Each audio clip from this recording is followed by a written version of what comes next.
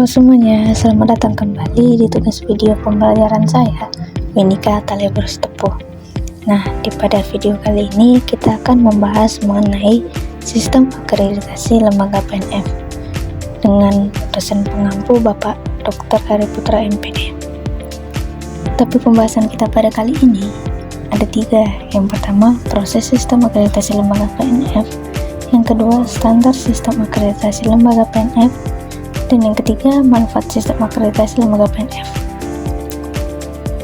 Apa sih sebenarnya itu akreditasi? Akreditasi berasal dari bahasa Inggris, yaitu to accredit, yang berarti menilai kelayakan teknis ataupun akademis dari lembaga penyelenggara program pendidikan tertentu untuk menghasilkan lulusan dengan parameter keterampilan yang telah ditetapkan. Akreditasi dapat juga diartikan sebagai proses evaluasi dan penilaian mutu institusi yang dilakukan oleh suatu tim pakar sejawat ataupun tim asesor berdasarkan standar mutu yang telah ditetapkan. Proses akreditasi.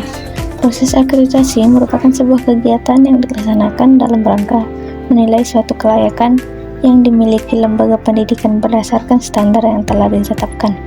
Proses akreditasi telah memberi dorongan atas lembaga pendidikan guna meningkatkan kurikulum, fasilitas, tenaga pengajar, manajemen sekolah, dan pencapaian akademis peserta didik secara signifikan. Proses akreditasi ini bertujuan untuk menilai sejauh mana lembaga pendidikan tersebut memenuhi standar-standar tertentu yang telah ditetapkan oleh otoritas pendidikan. Adapun langkah-langkah yang dilakukan dalam proses akreditasi, yang pertama itu mengidentifikasi dan menetapkan sasaran akreditasi. Menetapkan sasaran akreditasi yang akan dilakukan visitasi. Sasaran visitasi akreditasi akan diperiksa oleh masing-masing PDAM provinsi untuk memastikan bahwa sasaran tersebut masih aktif dan memenuhi persyaratan untuk diakreditasi berdasarkan ketentuan yang berlaku. Yang kedua, sosialisasi pelaksanaan akreditasi. Untuk menyampaikan daftar sasaran visitasi akreditasi, menjelaskan mekanisme pelaksanaan akreditasi, dan menjelaskan instrumen akreditasi. Yang ketiga, pravisitasi. Kegiatan pravisitasi merupakan proses pemeriksaan terhadap unggahan dokumentasi yang diperlukan dan isian deskripsi kinerja asesi sebelum proses visitasi. Kegiatan pravisitasi merupakan bagian dari rangkaian kegiatan visitasi yang dilakukan oleh tim asesor. Yang keempat, visitasi. Setelah proses penilaian persyaratan akreditasi terpenuhi dan data kelengkapan satuan pendidikan telah memenuhi standar, maka satuan pendidikan akan ditetapkan dan dijadwalkan untuk tahap visitasi. Visitasi adalah kegiatan verifikasi, validasi, dan klarifikasi data dan informasi melalui telah dokumen, wawancara, dan observasi terhadap kondisi objektif program pendidikan tersebut. Verifikasi dilakukan untuk memastikan bahwa data dan informasi yang disediakan adalah akurat, lengkap, dan konsisten dengan sumbernya. Yang kelima ada validasi hasil visitasi. Laporan visitasi yang disampaikan oleh asesor perlu divalidasi untuk menjamin proses dan hasil visitasi yang kredibel dan dapat dipertanggungjawabkan. Tim validasi harus bekerja secara cermat dan teliti untuk memastikan data sudah sesuai dengan prosedur, data yang diperlukan oleh sistem untuk pengelolaan selanjutnya sudah lengkap, dan bukti yang diunggah sesuai dengan rasional pencetakan serta kesesuaian dengan konsep yang diukur. Yang keenam ada penetapan hasil akreditasi. Hasil validasi yang dilaksanakan oleh PDAM provinsi selanjutnya dilaporkan kepada PDAM dan PDAM memeriksa dan membahas hasil validasi setiap provinsi untuk ditetapkan sebagai hasil akreditasi. Yang ketujuh, sosialisasi hasil akreditasi. Masyarakat perlu memperoleh informasi tentang status dan peringkat akreditasi program pendidikan tersebut. Untuk itu, PDAM dan PDAM provinsi perlu mensosialisasikan hasil akreditasi tersebut kepada masyarakat. Hasil akreditasi merupakan salah satu bentuk evaluasi dan koreksi terhadap mutu pendidikan dari sekolah, madrasah, ataupun program pendidikan kesetaraan. Standar akreditasi. BAN PAUD dan PNF telah menyusun instrumen akreditasi yang mengacu pada Standar Nasional Pendidikan Hal tersebut tertuang dalam Peraturan Pemerintah Republik Indonesia Nomor 32 Tahun 2013 tentang perubahan Peraturan Pemerintah Republik Indonesia Nomor 19 Tahun 2005. Terdapat 8 standar instrumen yang harus dilengkapi lembaga dalam pengajuan akreditasi. Yang pertama, ada standar kompetensi lulusan. Standar kompetensi lulusan adalah kriteria mengenai kualifikasi kemampuan lulusan yang mencangkup sikap, pengetahuan, dan keterampilan. Yang kedua, standar isi. Standar isi adalah standar kedua pada standar-standar akreditasi. Kriteria standar ini mengenai ruang lingkup materi dan tingkat pencapaian perkembangan pada jenjang dan jenis pendidikan tertentu. Yang ketiga, ada standar proses. Kriteria standar ini mengenai pelaksanaan pembelajaran pada satuan pendidikan untuk mencapai standar tingkat pencapaian perkembangan mereka. Yang keempat, standar pendidik dan tenaga pendidik. Standar pendidik dan tenaga pendidik adalah kriteria pendidikan, prajabatan, dan kelayakan fisik maupun mental, serta pendidikan dalam jabatan. Undang-Undang Nomor 20 Tahun 2003 tentang Sistem Pendidikan Nasional. Undang-undang ini memberikan landasan umum mengenai standar pendidikan, termasuk standar PTK. Disebutkan bahwa PTK harus memiliki kualifikasi akademis dan kompetensi yang sesuai dengan bidang tugasnya. Yang kelima, ada standar sarana dan prasarana. Standar sarana dan prasarana adalah standar yang berkaitan dengan kriteria minimal tentang ruang belajar, tempat berolahraga, tempat beribadah, perpustakaan, laboratorium, bengkel kerja, tempat bermain, tempat berkreasi, dan serta sumber belajar lainnya yang diperlukan untuk menunjang proses pembelajaran, termasuk penggunaan teknologi informasi dan komunikasi. Yang keenam, ada standar pengelolaan. Standar pengelolaan adalah yang berkaitan dengan perencanaan, pelaksanaan, dan pengawasan kegiatan pendidikan pada tingkat satuan pendidikan kabupaten, kota, provinsi, atau nasional agar tercapai efisiensi yang efektivitas penyelenggaraan pendidikan. Yang ketujuh, ada standar pembiayaan. Standar pembiayaan adalah standar yang mengatur komponen dan besarnya biaya operasi satuan pendidikan yang berlaku selama 1 tahun. Yang kedelapan, standar penilaian. Standar penilaian adalah standar yang berkaitan dengan mekanisme, prosedur, dan instrumen penilaian hasil belajar peserta didik terhadap capaian perkembangan anak, capaian perkembangan peserta didik, dan laporan hasil penilaian terhadap capaian perkembangan kepada orang tua peserta didik dengan frekuensi pelaporan. Adapun komponen dalam instrumen akreditasi, yang pertama, peran pendidik dalam proses pembelajaran. Komponen ini menjadi bagian dari instrumen akreditasi karena tugas utama satuan pendidikan adalah memastikan peserta didiknya mendapatkan pendidikan yang terbaik. Berbeda dengan proses belajar di satuan pendidikan non-formal umum, proses belajar pada program pendidikan kesetaraan umumnya lebih personalisasi. Yang kedua, kepemimpinan penyelenggaraan program dalam pengelolaan satuan pendidikan.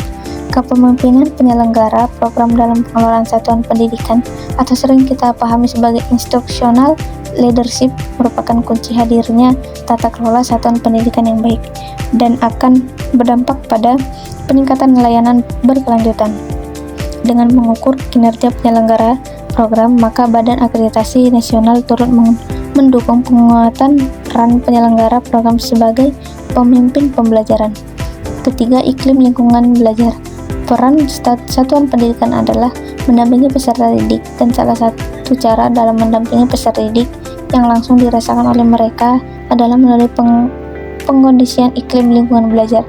Dengan mengukur iklim lingkungan belajar, maka Badan Akreditasi Nasional sudah memastikan setiap peserta didik berada di dalam lingkungan yang memungkinkan mereka mendapatkan hasil optimal dari proses belajar.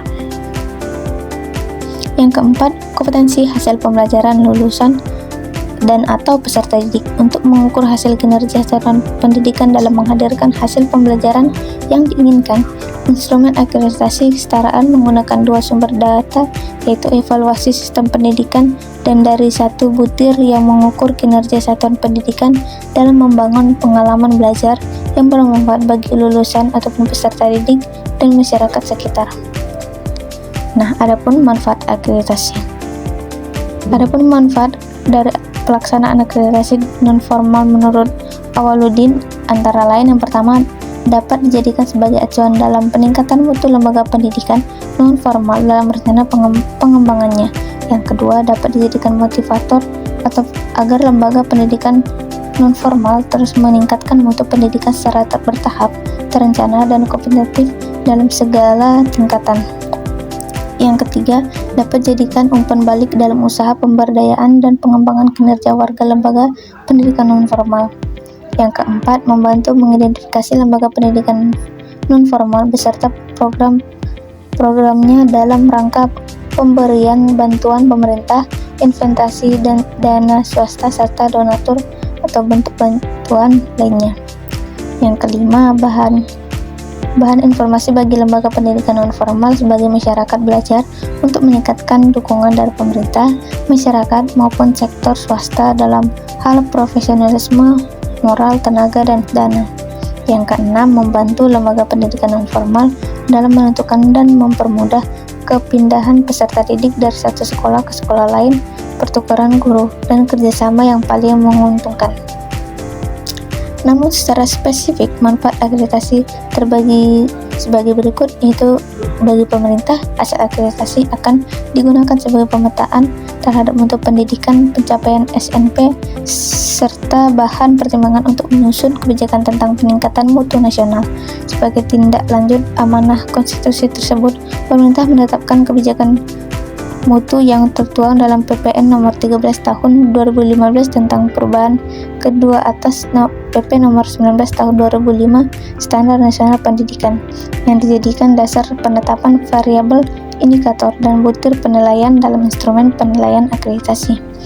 Bagi masyarakat, sebagai informasi mengenai kualitas dari penyelenggara pendidikan non-formal serta bisa menjadi bahan pertimbangan dalam memilih sekolah untuk anak. Akreditasi mencerminkan mutu lembaga. Hasil akreditasi akan menjadi acuan masyarakat untuk memilih lembaga sebagai mitranya. Dan bagi peserta didik, sebagai acuan atau peningkatan pertimbangan untuk melanjutkan pendidikan ke jenjang yang lebih tinggi, pindah sekolah ataupun karir di masa depan. Semua manfaat tersebut dapat dirasakan apabila akreditasi yang dilaksanakan mampu didukung oleh keberadaan realita yang sesuai. Dan bagi lembaga untuk mengetahui sejauh mana mutu lembaga atau memenuhi kriteria dari standar nasional yang ditetapkan oleh pemerintah. Hal ini karena hasil akreditasi merupakan salah satu indikator mutu dan referensi dalam mengambil keputusan untuk berbagai keputusan termasuk peningkatan mutu pada masa yang akan datang sebagai dasar evaluasi dan perbaikan kualitas lembaga untuk periode selanjutnya. Bentuk kepatuhan terhadap peraturan Kementerian Pendidikan. Nah, maka dapat kita simpulkan bahwa akreditasi merupakan proses penting dalam penjaminan mutu lembaga pendidikan non-formal. Proses ini melibatkan serangkaian tahapan mulai dari pengajuan akreditasi, penilaian persyaratan, visitasi, hingga validasi dan penerbitan SK akreditasi. Standar akreditasi mencakup berbagai aspek seperti standar pencapaian perkembangan anak, standar isi, standar proses, standar pendidik dan tenaga kependidikan, standar sarana dan prasarana, standar pengelolaan, standar pembiayaan, dan standar penilaian. Akreditasi memiliki manfaat yang signifikan bagi berbagai pihak. Bagi lembaga, akreditasi dapat menjadi acuan untuk meningkatkan mutu dan rencana pengembangan, motivator untuk terus meningkatkan mutu, umpan balik untuk memberdayakan dan pengembangan kinerja, serta informasi bagi masyarakat. Bagi pemerintah, hasil akreditasi dapat digunakan sebagai pemetaan mutu pendidikan dan bahan pertimbangan penyusunan kebijakan. Bagi masyarakat, akreditasi dapat menjadi informasi mengenai kualitas lembaga dan bahan pertimbangan dalam memilih sekolah. Bagi peserta didik, akreditasi dapat menjadi acuan untuk melanjutkan pendidikan ke jenjang yang lebih tinggi. Baiklah teman-teman, mungkin sekian materi yang dapat saya sampaikan. Mudah-mudahan teman-teman dapat memahami materi yang saya berikan. Saya ucapkan terima kasih.